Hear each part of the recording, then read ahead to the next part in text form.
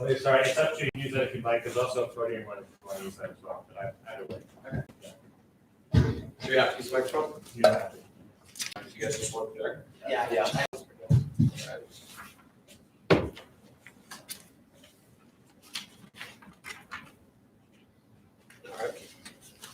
Thank you all for joining us this afternoon with the Washington State team, and we are here to give you our sell recommendation for Banner Corp. Sorry. So, we issue this recommendation based off of our intrinsic valuation, which we have reached the $52.27, which is a 4% downside in comparison to closing price on Tuesday. When it comes to Banner that we are looking at right now, we are going to be looking into the business segments of the individual business as well as the industry risks, and then finish with final evaluation and how we reach this intrinsic value. When we look at Banner, we look at a humble beginning in Walla Walla, Washington, starting in 1890. It wasn't until the 1995 that Banner Corp was formed as the holding company for Banner Bank. Since then, Banner has formed an impressive portfolio of a large regional span of banks, and they have spread all across the Pacific Northwest region on the entire emphasis of expansion as an industry. And we see this across the entire regional banking market as a whole, where our competitors that we have listed that have very similar capital structures that include Tri-Counties Bank, Columbia Bank, as well as Pacific Premier and Great Western Bank. We are trying to highlight with these banks as a whole that they represent what we want and what we're looking for in Banner, as well as the fact that none of these banks are safe when it comes to the industry that we have right now and the risks associated with it. So looking at the industry Banner operates in, it's the regional banking industry, and our team assessment decided that these were the most important characteristics. But today we're going to focus on three, which is the concentration level, the competition level, and the regulation level of the industry. So this industry sees low concentration, meaning that the top players in this industry only account for 33% of the holdings, while the other 66% is the small companies which Banner is a part of. So this stems the high competition you see up here, and we believe this trend to increase in the short and long term. Along with this high competition, we see a very heavy regulation in the banking sector overall, and also in the regional banking industry. We all know in 2008, the Great Credit Crisis, and ever since then, regulations have become stricter and stricter, and we're going to see this to continue for the safety of the economy and for the sector. So we see that as a negative outlook for the industry. And along with this, we're seeing pressure from the Big Five, and then also we're seeing pressure from non-bank lending institutions and credit unions who have the ability to offer lower rates and more convenient solutions to customers' needs. So with this, regional banks are being forced or looking to mergers and acquisitions as a way to battle these pressures. Here we see in the first year or so, these mergers and acquisitions are successful, but over time, we see more of a volatile pattern, and we do not think that this is a solution long-term or short-term to fight these pressures.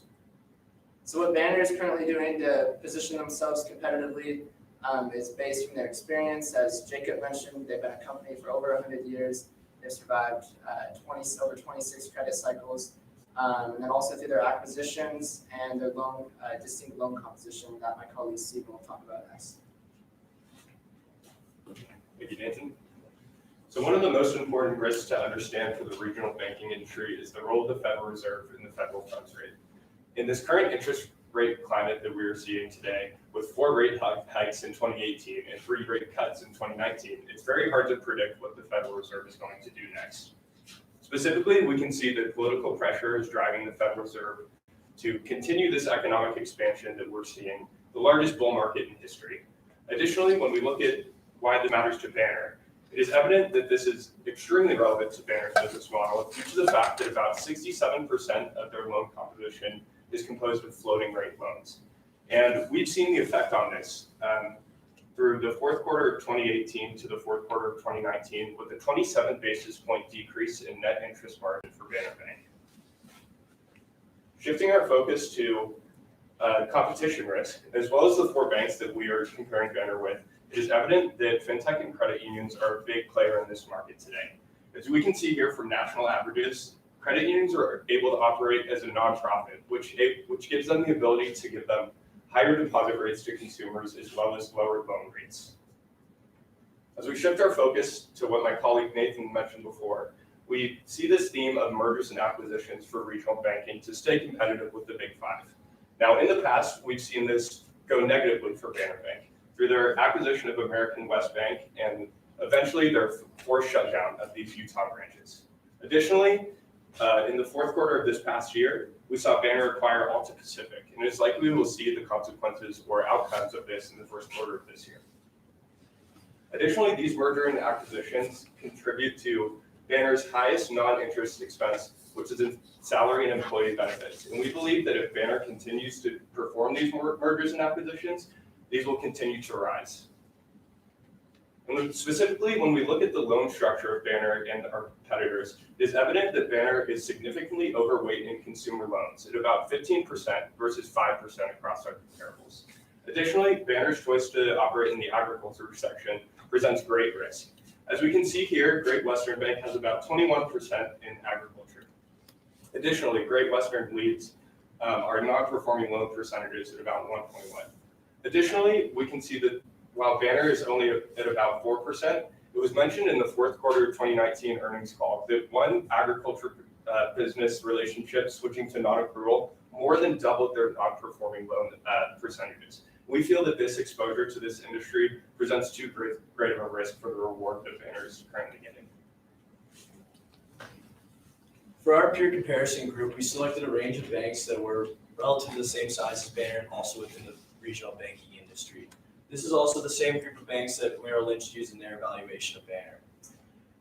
When we were doing our peer comparables, we compiled a lot of key ratios. To highlight some, we did price to book, tangible equity to assets, and core ROA, and the list goes on. From there, we then took Banner's ranks and ranked them across all the sections, coming up with an average rank of 6. When we look at our cumulative aggregate growth rate, we see that Banner took a huge spike from 2014 to 2016 of about 50%, and then settled down to about 10% in 2017. If we track this with the industry, we see that Banner was doing extremely well with growth and now has gone below the industry average. Thank you, Henry. So when we did our evaluation, we wanted to use 3 key metrics: our price to book value, our earnings multiple, and our discounted cash flow. To arrange our data, we used the Monte Carlo simulation to develop our box and whisker plots. From our box and whisker plots, we see the high end, the 75%, our average, our 25 percentile, and our low end of all numbers or all evaluation metrics. From here, we see that all 3 of our evaluations show a leftward cycle or showing Banner being overvalued compared to its current price or up Tuesday of 54.26.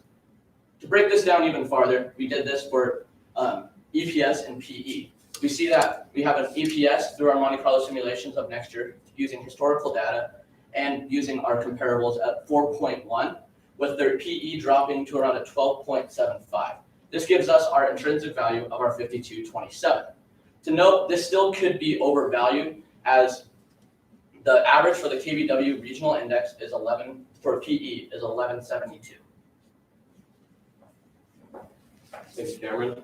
So with all this in mind, we reached the final valuation of an overpriced stock, and we believe that Banner is reaching its intrinsic value of $52.27 per share. We reached this fact based on the industry as a whole. It's a very risky industry, we believe, and we see this industry not being able to stay in the longevity growth that they are planning for. And for these reasons, we value Banner to be overpriced and are issuing a sell valuation. At this time, we will complete our presentation and we will open the floor for questions. So you guys kind of hit on the Fed and how there's a couple price cuts maybe in the future. How do you think that would affect performance in profits moving forward?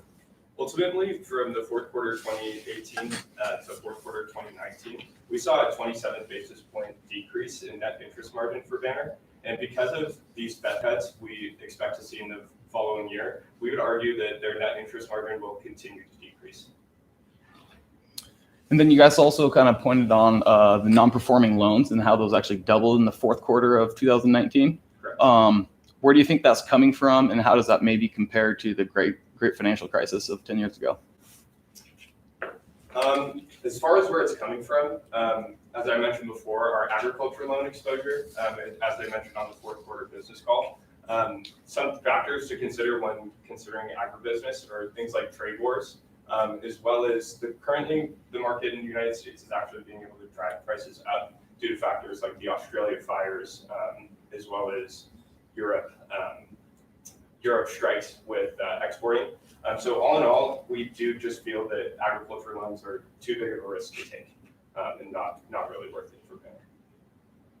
And then where are like the NPL non-performing loan percentages versus like maybe 2008, like in an extreme situation? I don't believe we have that data. You guys, on slide 14, you talked about the acquisition strategy for Banner. The most recent acquisition, from what I can see, is Alta Pacific. Do you know what they paid for Alta Pacific? How much they paid in a multiple of book? Okay, yeah, that's not a problem. Okay, and then switching to slide 16, you guys talk about their loan book, and you mentioned that they're heavy consumer and ag relative to their peer group. Okay, so why is that, and is there a benefit? Well, a benefit to being overweight in these sectors. Mhm. No, we believe that the choice to be overweight consumers is taking on more risk comparatively due to the volatility in cash flows versus being per se overweight in more business. Mm-hmm. So do you see that as a risk? I mean, I guess, are you guys highlighting that as a risk or Yes. a Yes. negative? Okay. I would like to point out as well, before interrupting, that when it comes to this structure of 15% consumer loan for their portfolio, if we look towards China right now, what is happening there, and we bring out the elephant in the room with coronavirus, if that is a volatile risk, I mean, we've got companies like Honda and Toyota that are shutting down their factories in this area because of the virus, and that could reach the consumer supply chain in America, and we believe that those rates or those percentages are factored in China. The trickle-down effect will even reach regional banking. Okay, great. And then on slide 17, you guys put together a ranking system, Yes.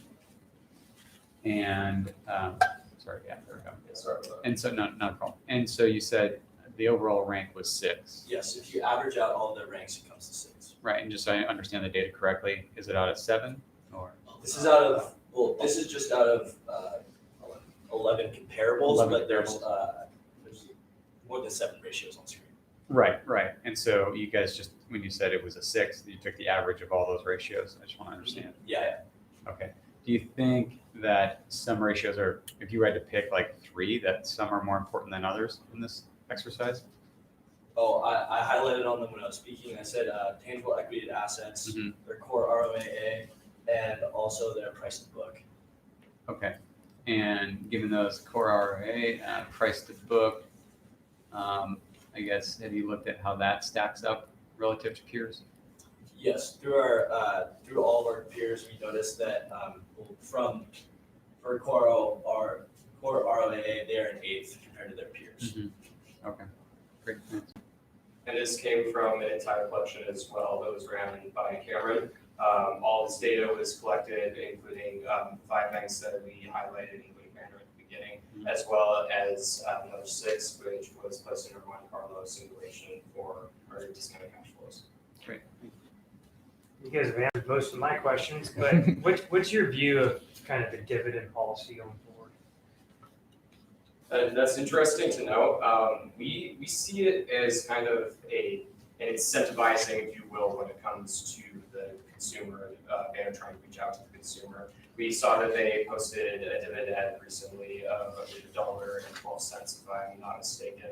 And we believe that that is their way of justifying a buy on their stock. They're trying to justify it not through the trend in their market data or even intrinsic valuation that we have done here, but more so towards dividend-heavy investors who are looking only at investing in dividend stocks or diversifying into dividend stocks.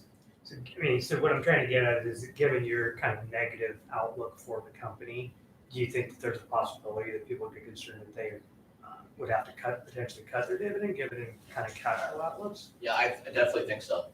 When you have, if your stock, drops in price and then you're not gonna be able to afford those dividends, that's just kind of, if you want to expand on that, Nate. Yeah, well, I was gonna say that a lot of times companies who give out dividends, even though if they have a negative or downward looking year, they'll continue to give out the dividends. So in my opinion, I think that they would continue to give out the dividends because the customers value that. And a lot of banks and institutions, or not even banks, make that a priority because people look for that when selecting stocks. So then, as an analyst, I actually never followed the banking sector. What's like the absolute primo, if you're the CEO, what would you be praying for in terms of an interest rate environment, in terms of high rates, them moving down, low rates, them moving up, rates consistent? What's absolutely the best interest rate environment for this type of business model?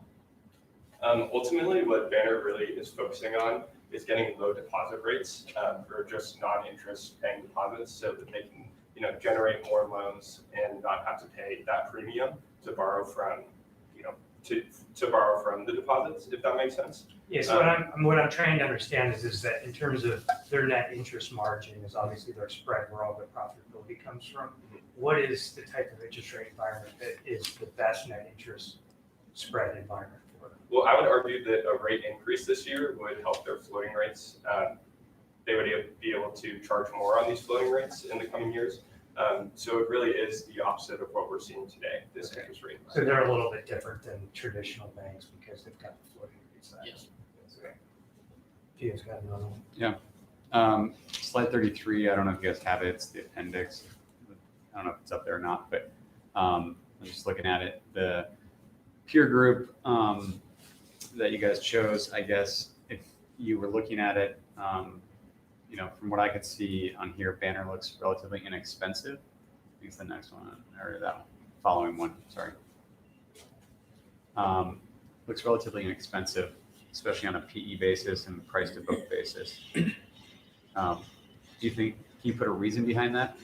Yeah, so I think out of these pure 11 comparables, it just happened to be where they were inexpensive compared to their peers.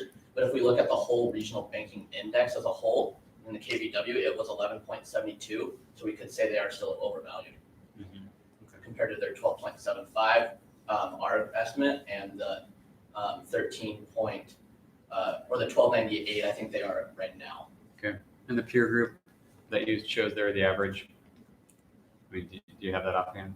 The average, it was 13, the PE, 13.0. Okay, gotcha. Now, on a price to book basis, did you guys look at it?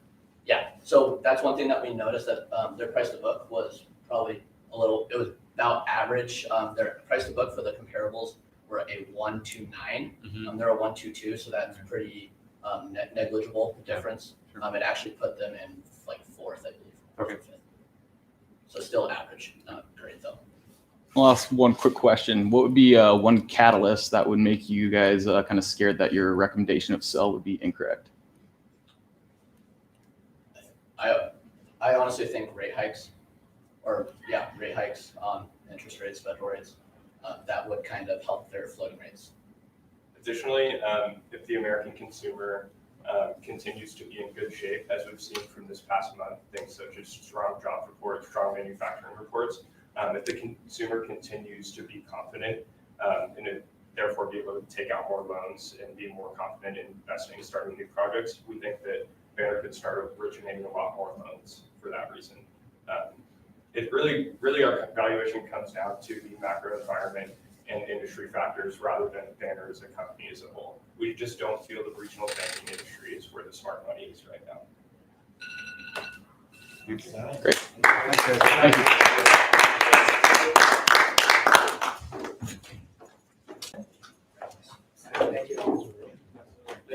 Yeah. By the time we got to the question. Thank you, guys.